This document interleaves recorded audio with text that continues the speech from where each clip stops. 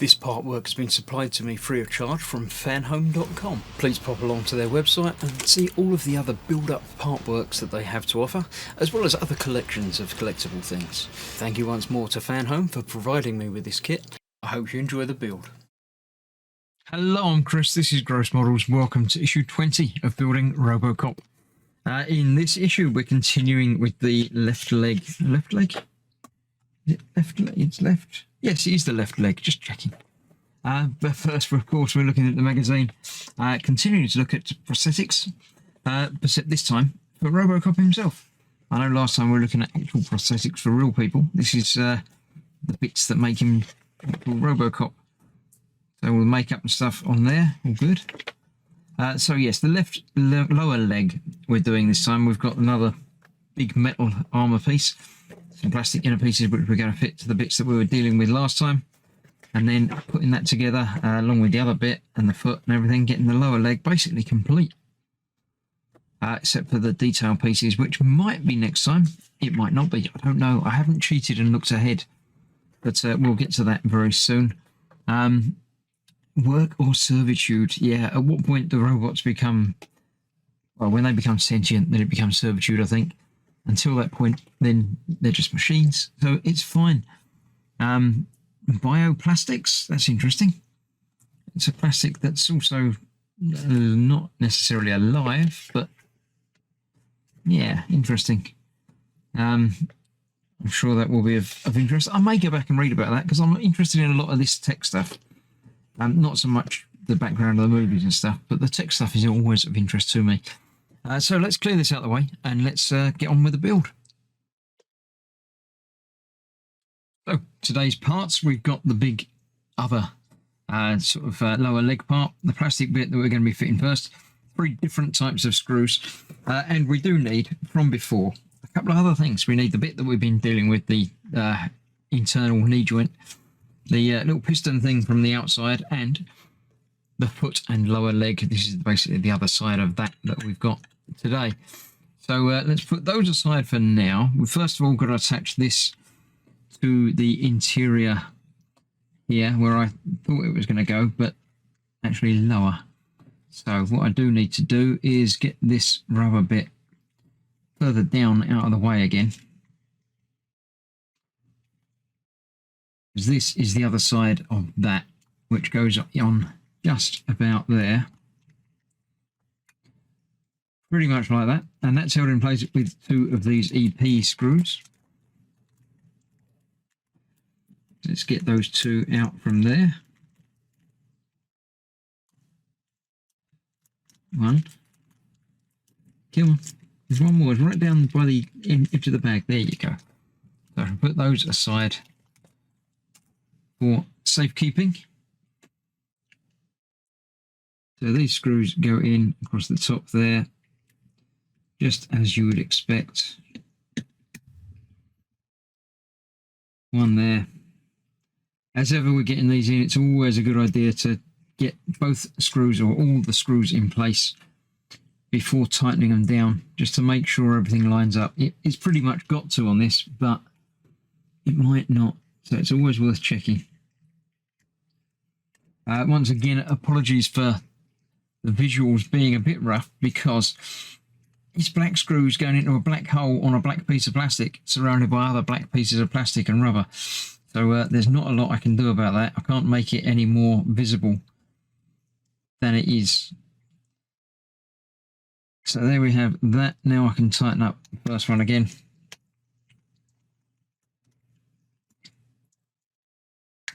And that should be that. That doesn't feel quite right. I think my second screw didn't go in. It slipped down to the side.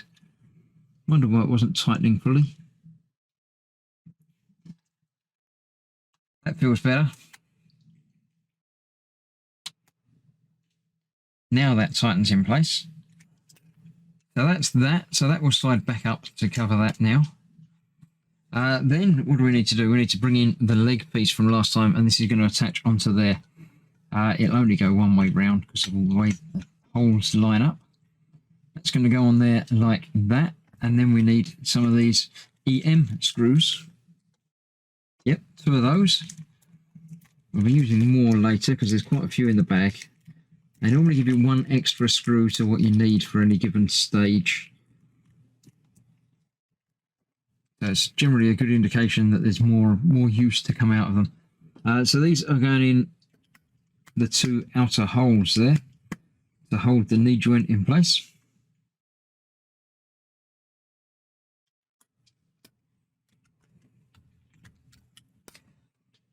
There we go. Now when putting these screws into metal, it's generally a good idea to tighten them up and then loosen it back half a turn or a quarter turn, just to make sure it's going in there properly and you break off any loose rubbish in the thread until you get it properly tightened. Now obviously this is going to be quite secure anyway, without putting a silly amount of pressure on the screws, because it's going to be held in place with the bit on the other side, whatever. So that's that. For now we can put that aside. Then we're going to bring in the new piece, and this will attach inside there, as I thought it was going to last time. And that is using some EM screws, which are these ones here. Two of those will hold that in place. Not three, two. Let's pop that one back in there. There's a few left in there as well, so I'm sure I'm going to be using more of them in a minute. As generally, the M denotes it's going into metal. It might be going through plastic first, but the thread itself will be tightening into metal. The P would denote plastic. It's a good way of making sure you're dealing with the right screws at the right times. So that will go in there. Make sure that's nice and secure. Make sure I'm not playing around with the screw not going into the hole again. Seems to be the problem with this part of the build. For some reason, no idea, well, I do know why, it's because of me. But let's try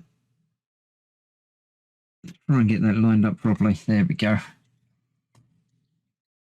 That feels better. So we'll get that in there, then tighten up the first one again.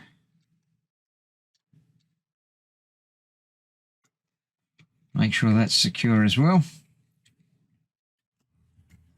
There we have it. Then we can bring in the other part of the leg again, get that attached, and use two more EM screws to hold the two halves together. Let's get two of those out.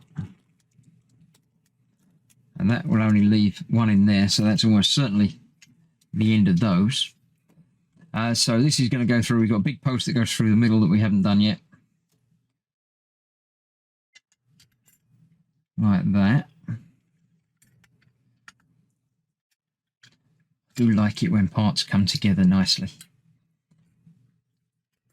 So there we have that. So we're going to be using these to hold that together. One through there near the bottom, and one through there near the top. And by the looks of the surrounds of these screw holes, there's going to be some sort of plate that goes over the top of those. So I'll get those fully tightened up momentarily. The final thing to do is using the AM screws that I knew there'd be a couple more of those to use. And there's one left in there, so again, spares. And these will go in either side of our piston and hold that in place down there.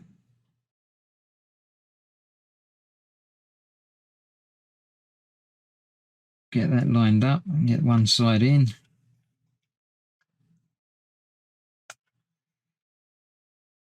Then we can go through the other side with the other one. Never noticed the pistons on the backs of his legs. Several times I've watched the film, just never noticed it. I'm sure it's there, but it's one of those things that, you know, little details that pass me by. So there we have that. So that will actually piston as the ankle moves. Nice. There's a bit of movement there as well if that's needed when it pivots around. So that is that. We've got the lower leg basically completed now, as far as I can tell, except for the panels that are going to cover it over and make it look nice, which I would expect is probably next time. So thank you very much for joining me. I hope you're enjoying the build. Do leave a comment and let me know how you think I'm getting on. If you're building it yourself, let me know how you're getting on as well. And I shall see you for more very, very soon. So thanks for watching. Bye-bye for now.